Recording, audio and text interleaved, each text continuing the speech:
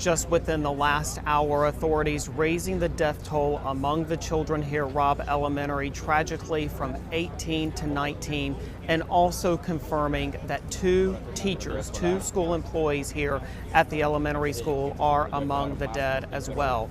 Two major investigations unfolding here tonight.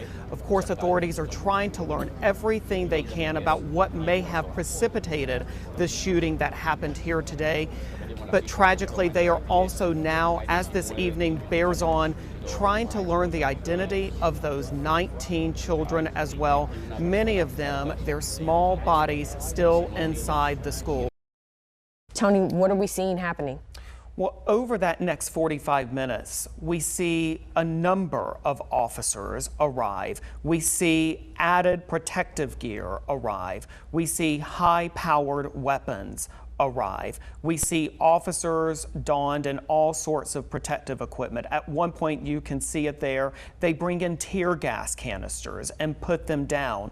So just a lot of movement among a growing number of law enforcement officials in that hallway.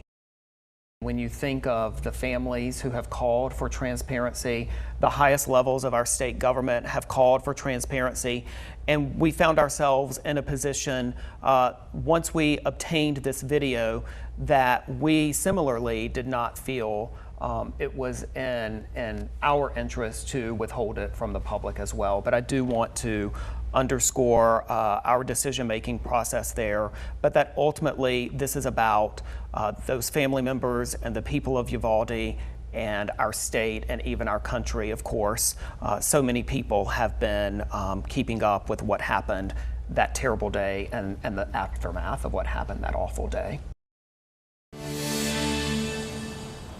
Brian, he said it sounded like an explosion, that it was so loud, and he was actually at the RV park several blocks further to the east of this scene. I do want to tell you, as we went on the air, we were getting an update from EMS officials about those 11 patients. As you mentioned, Brian, 2 of them are seriously injured. Some of the others, though, were able to walk away from the scene and, in fact, did not go to the hospital. So there has been a range of injuries here tonight. I'm going to step out of the way so we can show you this scene.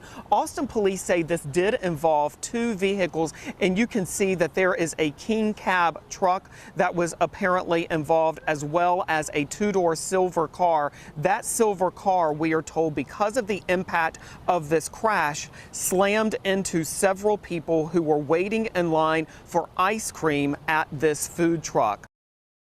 Let's get right to KVUE senior reporter Tony Plohetski, who is breaking this news for us this afternoon. Tony. And Jenny, I want to be clear with people that this situation is unfolding even as we speak, and the number of indicted police officers is expected to go up throughout the course of the afternoon and into the evening. Jenny, here's why. Under Texas law, an indictment is confidential. It remains under seal until a police officer turns himself in, or any defendant for that matter turns himself in. So at this point, attorneys for police officers and the police officers themselves are being notified by the department that in the next 24 hours or so they need to go to the Travis County Jail to surrender on these charges. Cedar Park has officer down, shots fired. It doesn't matter where you work, it can happen, small town, big town. You never think it's going to happen, but you train to do the best you can in case it does.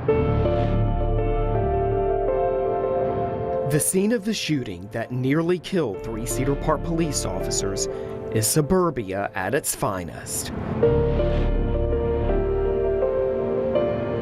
It happened in a quiet middle-class neighborhood outside Austin on a hot, sunny Sunday afternoon in August 2020. Officers Chris Hester, Nick Anderson, and Jackie Keelis were used to domestic violence calls. We go to these disturbance calls quite a bit throughout the city. I mean, every day, several a day. Some more aggressive than others. I hate to say it, but we get it so frequently. But one that from a terrified mother who had called 911 amped up the urgency and the danger. She said that her son had access to a gun, so we sped up to get there.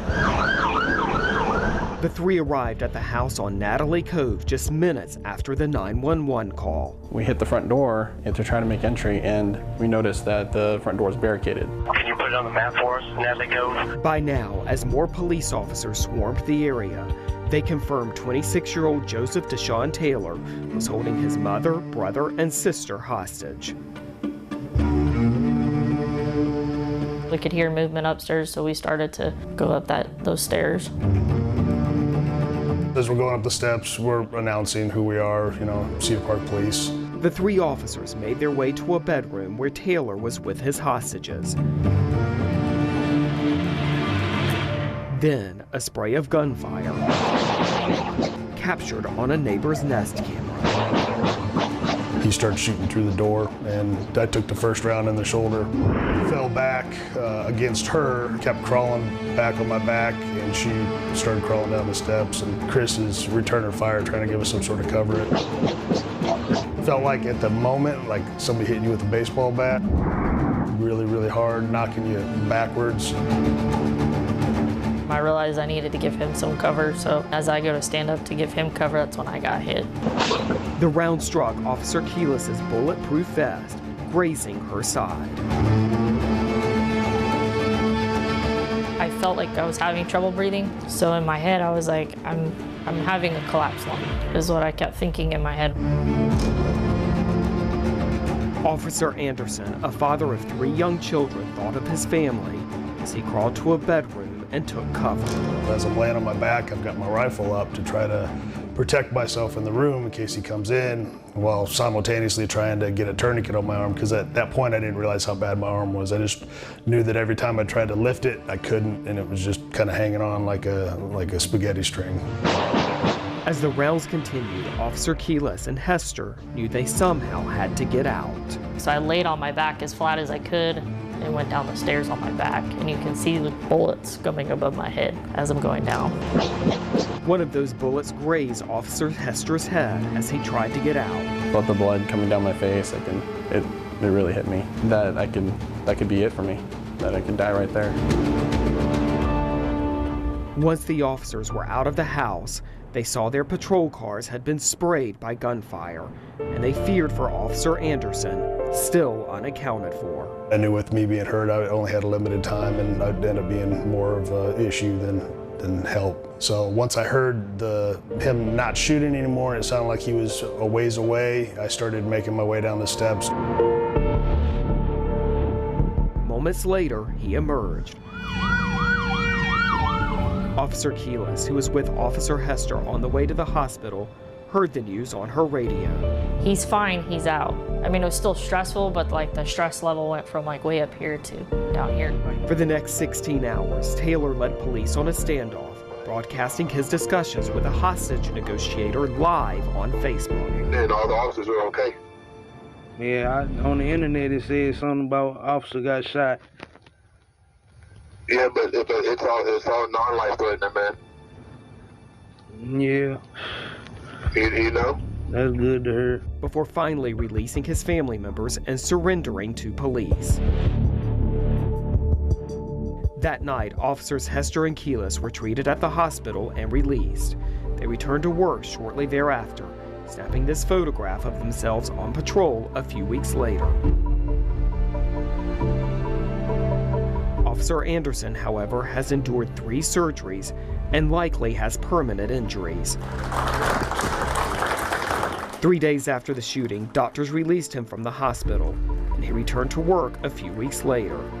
But it's unclear if he will ever be able to return to the patrol work he especially loved. A lot of physical therapy and trying to move from having 2 arms to 1 arm pretty much. And nearly 2 years later, as they look back on that day, I mean, by the grace of God, we're all here. What happened on Natalie Cove will forever serve as a reminder that a seemingly routine call can erupt in dangerous and deadly gunfire in a matter of moments.